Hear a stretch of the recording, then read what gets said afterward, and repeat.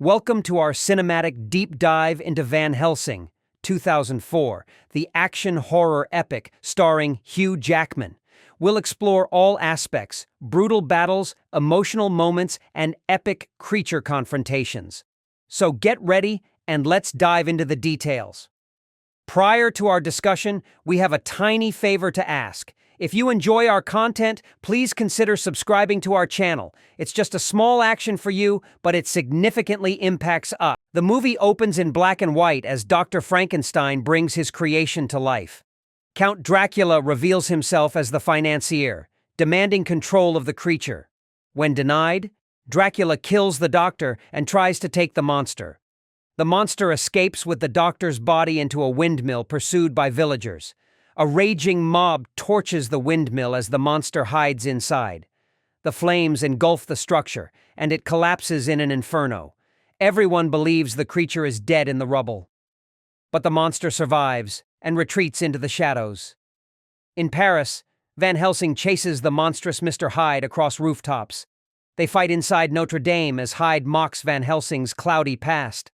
Van Helsing slays him, but the death turns Hyde back into a man. This leaves Helsing once again accused of murder and haunted by guilt.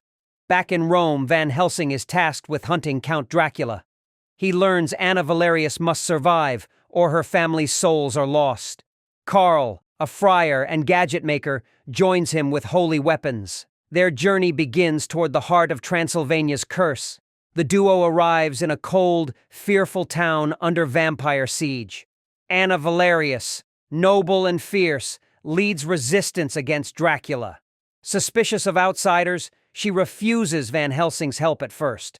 But chaos soon erupts as unearthly shrieks pierce the skies. Three brides descend with terrifying beauty and deadly force.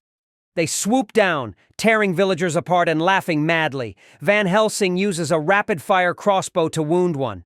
They retreat for now, but their message is clear: Dracula is near. Anna and her brother Velkin attempt to trap a werewolf.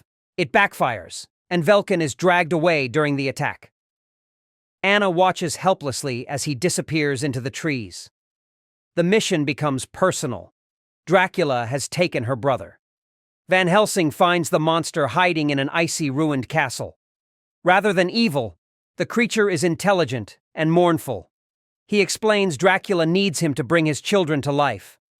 Van Helsing promises to protect him from falling into Dracula's hands. Anna is tricked into attending a lavish masquerade ball. Dancing with Dracula, she slowly realizes the truth. No reflections. Everyone there is a vampire in disguise, part of his trap. Van Helsing crashes in just in time to save her from death. Velkin, now a werewolf, transforms violently under the full moon. His body contorts, bones shatter, and fur erupts from his skin. He briefly speaks before the beast takes over. Anna weeps as her brother becomes a slave to Dracula. Transporting the monster, Van Helsing faces a deadly ambush.